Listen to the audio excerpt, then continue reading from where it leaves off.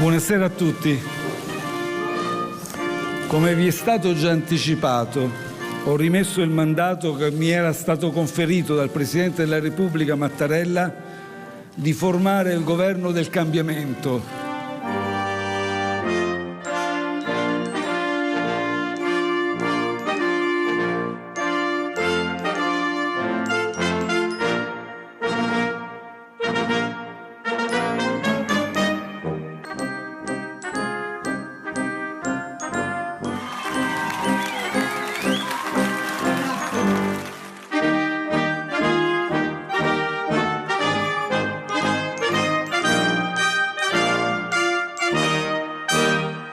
Good evening and welcome to the world today.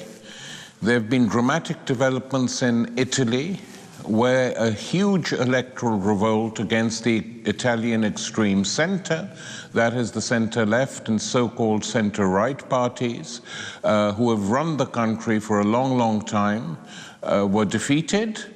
And were defeated by one party, the Five Stars, which had the largest vote, the largest single party in Italy today, which claims to be non-ideological, which claims it is neither left nor right, and is a mixture of the two in reality, because lots of people who couldn't bring themselves to vote for the center again on the left tended to vote for the Five Stars. On the other side, we have the Lega Nord, which used to be a party based largely in the Italian north, changing its identity before this election, winning votes, 9% in Sicily, and becoming a national force and putting forward arguments in terms of the economy, like the Five Stars, which are effectively left Keynesianism. I mean, that is the reality. Of course, there are huge problems that remain. The attitude to immigration, the threat to start deporting hundreds of thousands of migrants who have settled in Italy over the years. So nothing is solved, but something has changed. With me tonight is Paolo Garbado, who teaches at King's College London, sociology and culture, has been connected with the Italian activists for a long time and writes as a journalist in Il Fatto Quotidiano, one of the few, if not the only, papers that supported the Five Star movement in Italy. Paolo, welcome. Thanks very much. What is your impression of what has taken place? First, tell me something. As we speak, the president is trying to, let's say, slightly sabotage the formation of a government. Why is he doing this, and how does he have the powers to do this? Yes, as you were saying, the President of the Republic is a sort of almost honorary post, but in fact, it has some power. It has the power to designate the Prime Minister as well as the ministers. I mean, in most cases, it's simply basically confirming choices made by the parties who have the majority in Parliament, but in theory, he has quite some room for maneuver there. And in this case, it looks like he's trying to use that. And he's using that for the wrong purposes, in a sense that is not to stop the sort of most pernicious right-wing agenda of Lega Nord in particular, but rather to stop figures that he sees as anti-EU. He has this rhetoric against sovereigntism, this term that has become quite prominent in liberal debates around Europe. And basically what he wants to do, he wants to stop the government from taking any measure against the EU and the European Central Bank. These parties, they don't want to withdraw Italy from the EU. They have been wanting to get rid of the euro, which has been a total disaster for Italy, as it has for Greece, as it has for some other countries. And the Italians have suffered. You know, ordinary Italians have suffered economically because of what the euro has done since it was introduced in Italy. It has destroyed Italian manufacturing. I mean, since the introduction of the euro, the Italian manufacturing base has decreased by over 1/4. And much of it because basically Germany has taken advantage of that and it has destroyed the Italian industry. I mean, it was quite interesting. I was looking recently at the list of Italian companies that have been sold to foreign companies in the last 5 years. And there you see there are some jewels of the Italian industry. There is Pirelli, there is Italcementi, there is Telecom Italia. Many of them were state-owned or partly state-owned company that because of this collapse of Italian industry and of Italian capitalism, largely due to the euro, are basically now being sold to foreign companies. So it is understandable that the population is starting to worry a lot about the euro and wanting to have a change in that because it is not working for Italy. It was working for rich people, but it is not working for ordinary Italians. But Paolo, what is your estimate? Give me your estimate on both these parties and how they have developed. Let's start with the largest party in Italy today, the Five Stars, which many currents to the left of the extreme center were ignoring, saying it would never win support, it was this, it was that. How do you analyze this party? Yeah, it's been quite a phenomenal trajectory. The party was founded officially in 2009, right? So it didn't even complete the first 10 years of that, and it is already the first party in Italy. As many people will know, it was founded by this comedian, satirical comedian, Beppe Grillo, who became famous because of his attacks against the political elite, the establishment, the business elite. I mean, initially, it looked very much like a new left party, like a green party. So it had ecology at its center, renewable energy, recycling, electric cars, and some kind of techno-utopia on the internet and so on and so forth. But then progressively it started encroaching on the right policy platform, namely anti-migration, security, and so on and so forth. So now is a party that is very difficult to kind of position on the political spectrum, on the left-right political spectrum, because it embraces both left and right. So it has activists both coming from the extreme left and the extreme right. It is a sort of union of the opposite in some respects.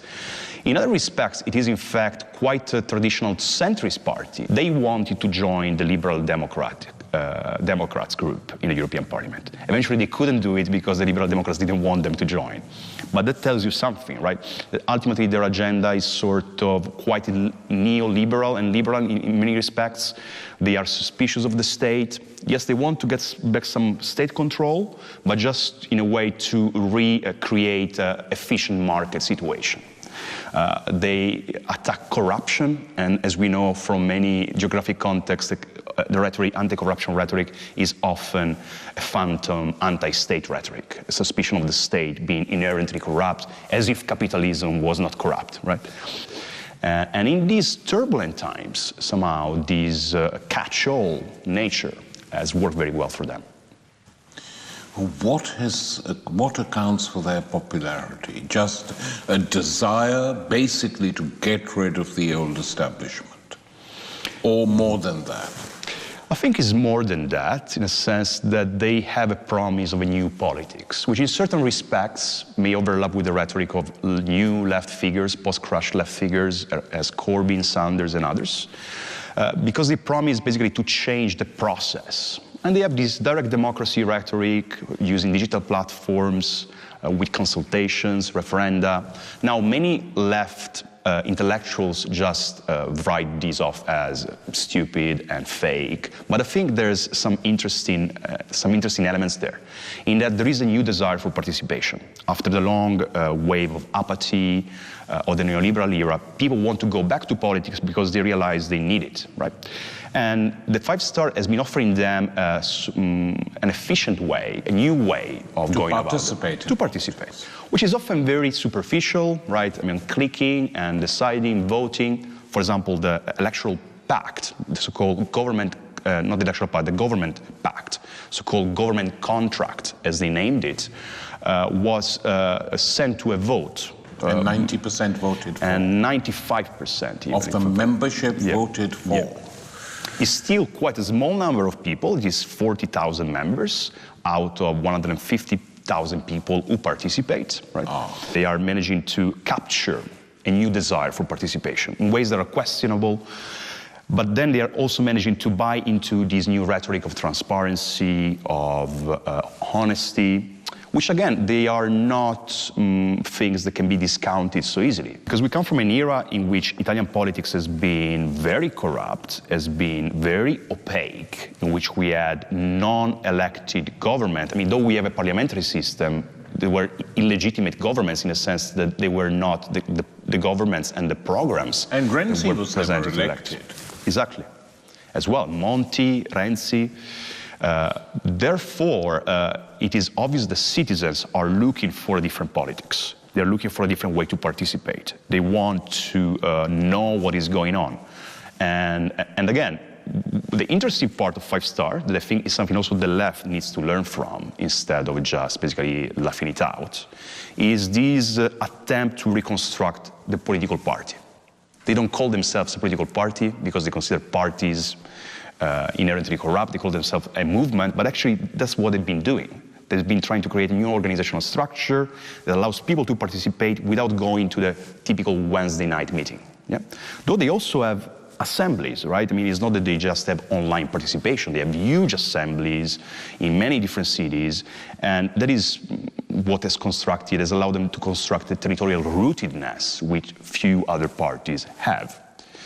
Then there are many bad things that accompany the very casual, fluid, digital nature of the party, in that it is very opportunistic, right?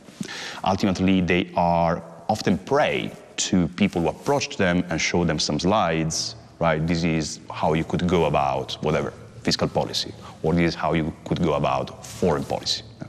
So this is definitely the problematic aspect of the party. Yet, it cannot be denied that it is the party that has captured the wave of dissent of the post-crisis era, which in other countries we have seen manifested in large popular protests in public squares, right? Occupy, Indignados, Aganaktismen in Greece. In a way, the 5 Star has captured and monopolized that space of dissent. But Paolo, on one level it is interesting, but on another level, it is quite disturbing that the Italian left, traditional Italian far left, or even people on the left of the old PCI, completely wiped out. They have no place in Italian politics any longer. And this is not the case, for instance, with the Occupy movements. Podemos has a strong anti-capitalist wing in it. For instance, the Sandinistas were left Keynesians, wanting more help from the state, wanting a better foreign policy. The Corbynistas, of course, speak for themselves. The first anti-imperialist leader the Labour Party has ever elected in its entire history, and so on and so on. And Mélenchon, the Mélenchon phenomenon in France, who got a very large vote, very left-wing. So Italy is different from that, is it not? I think, the Italian left has been devastated in these elections. From the center-left to the far left? Yeah, really ranging, like if we take it, from the center-left, from the Democratic Party to the two real left parties, right? At least that's the way in which they were marketing. Liberi, Uguali, Free and Equals, and Potere al Popolo, Power to the People, which was more to the radical end of the spectrum. The Democratic Party had 18% of the polls. 18? 18%, the lowest result in its history. Liberi Uguali, there was a sort of breakaway faction of the Democratic Party, plus some dissidents from other parties, a very kind of hasty attempt to reconstruct the left just before the elections. just had 3%. They barely managed to actually get in parliament. And finally, Potere al Popolo, which is an alliance of social center activists, Rifondazione Comunista, and other communist parties, just scored 1%. Right? So it is definitely the lowest result by far, because if we even take the largest definition of the left, namely including the Democratic Party, it's just 21% of the votes. So why is that? I mean, I think it is down to different reasons. I mean, let's start actually from the Democratic Party, because it is quite a different beast from the real left, because it is not really left. It is a neoliberal force by now, very moderate, very extreme center formation. Like, you know, Renzi made no secret of his admiration of Tony Blair, for instance. Hi, Tony. How are you? I'm good. Good to see you. My pleasure. And also I think the way to explain Renzi to an international audience is that he is an Italian Tony Blair 20 years after, right? And in some ways, so it's as in a way Tony Blair demonstrated. I mean, it was a sort of mix, right, of neoliberalism plus a little bit of social spending, right? And basically it failed precisely because of that, because this kind of politics is out of place and out of time after the 2008 crisis. I mean, when you have unemployment officially at 11%, but actually at 20%, with some regions in the south with as 40% unemployment rate. I mean, how can you believe that you sort the situation out with some private investment or some foreign investment? There you really need Keynesian policies, at the very least, to change the situation. You need big state spending to change the situation.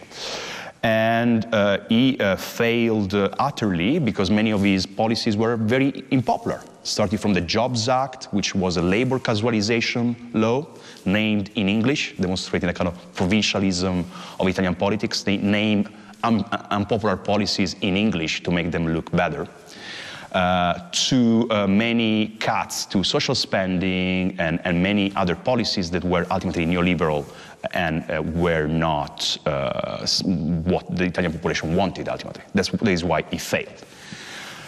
Then if we move to the radical left, they fail because of two reasons. First, because in Italy we don't have a Corbyn or Sanders option.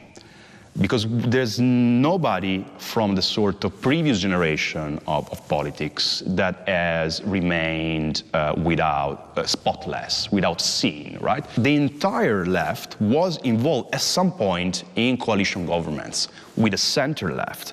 And it was the center left of Romano Prodi, of D'Alema, that was the most neoliberal force in Italy, right? Couched as modernization, right, as Tony Blair did in Britain.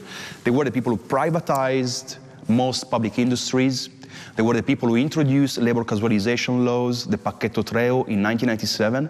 That is why people hate them. I mean, the people are not stupid. I mean, they have memory as much as elephants have. I mean, they remember things that have been done to them, and they know the people who did those things. So that's the first reason why also the radical left has been stained and is not a viable force.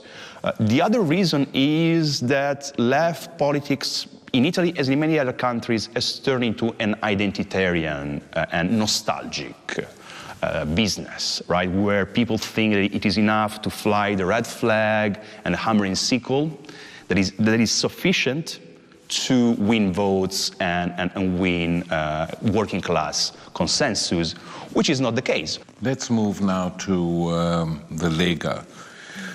This was a party which was set up decades ago by Signor Bossi, completely on the basis of northern Italian chauvinism, saying the north has historically been separate from the south. Italy's problems began when there was big migration from the south to the north. So at least he's consistent. He's opposed to migration.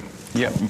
Anywhere, and he made a sort of witty remark as well, that blaming Garibaldi by saying that Garibaldi didn't unite Italy, he divided Africa. Yes. So the mood was clear, but there has been a slight shift from that. The politics are more or less the same on immigration, racism, etc. They don't care. They like Trump and people like that. But where they have changed is that the Lega now wants to be an all-Italian party. So what do they say? A, why did this happen? And B, what do they say when they go to the south? Yes, I mean, I think the Lega Nord is an incredibly interesting case study to understand contemporary politics in the post-crisis era, and much is told by the very renaming of the party. I mean, the party now is not called Lega Nord, it is called Lega. It's not Northern League, it's League, right? So what happened there is that under the leadership of Salvini, who substituted Umberto Bossi after a corruption scandal in 2013, they decided to become the Italian Front National. They understood that there was a demand for the kind of policies also in the south. And significantly, Salvini started touring and doing rallies in the south, sometimes meeting very fierce opposition from social movements, as happened in Naples.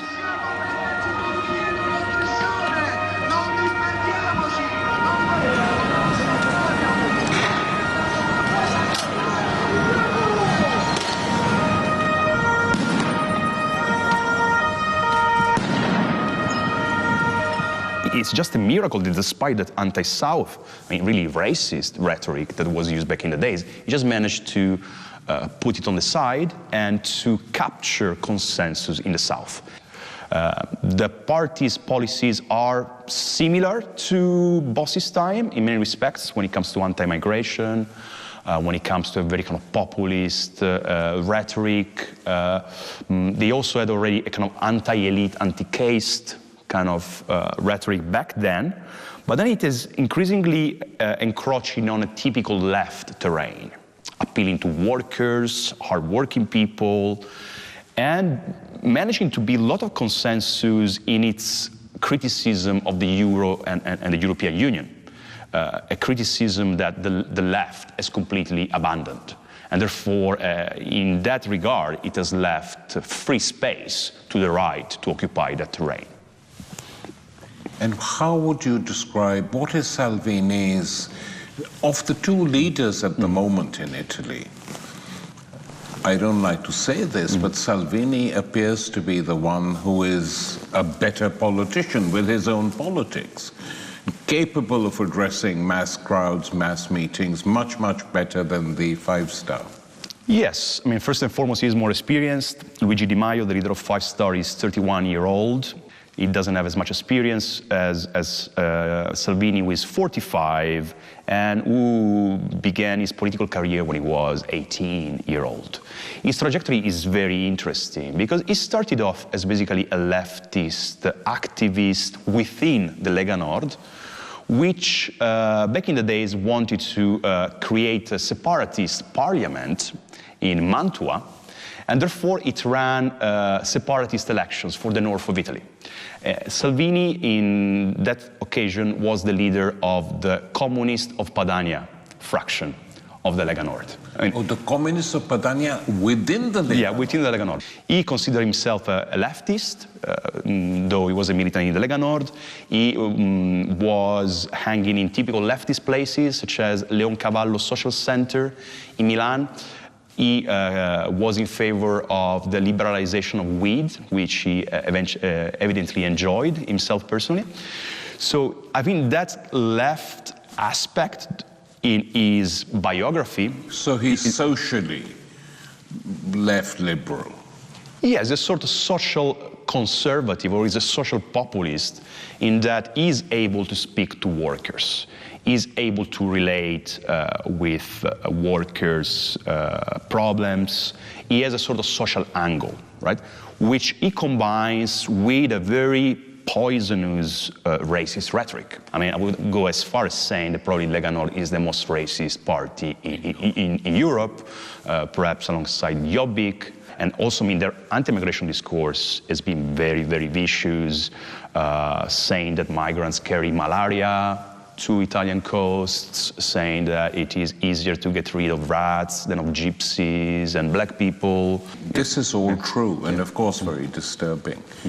So the defeat of the extreme center in Italy has come at the hands of one party of the extreme right and another party which doesn't quite know where it's going or what its politics are, but it wants to be in power, having defeated its enemies. Yes. On immigration, this is a huge question, as you know, Paolo, all over Europe. Yeah. There have been deportations of the travelers, gypsies, traveling people from France. Manuel Valls was the Prime Minister carrying them out. There have been, not on that level, but there have been some deportations here. Trump is threatening mass deportations of so-called illegal immigrants. Obama actually expelled more migrants than any other US president. So the rhetoric of the Liga is horrible, of course, because they say it very straightforwardly: this is our country, we don't want these people here, etc., etc., forgetting how many Italians became migrants when they left for the United States or South America, which is a very traditional right-wing and even fascist operation. But it's not restricted to Italy. And so those who attack the Lega, quite rightly, very rarely attack the center parties in Europe which are doing the same thing. So this is actually a very European problem, which has got a particularly ugly face in Italy. Yes, definitely. I mean, on the one hand, we can say that it is the typical scapegoating mechanism that is at a time of crisis. There is this tendency for right-wing forces to target hate and anger, which is in society for very good reasons, because people are angered by the economic situation, and to channel that against migrants. Then there is also an issue having to do, in a way, with the way in which the naivety with which the left has managed the question of migration. That is presenting it as something that is just bringing good things to the country and that is enriching the country, while obviously, as all policies, it involves also problems. It involves some people who are not going to be happy because they feel that public services are being stretched. So this is something that has been used by the Lega Nord, also by the Cinque Stelle, that in its opportunism, they did realize that there was an area where they could make inroads into typical right-wing electorate. And they used that very opportunistically. I mean, actually, if you look now at opinion polls, you will see that anti-migration sentiment is above 70%. I mean, then obviously, I think that the left response to that should be first and foremost that we need to provide jobs to people, to everybody, be they migrants or Italians.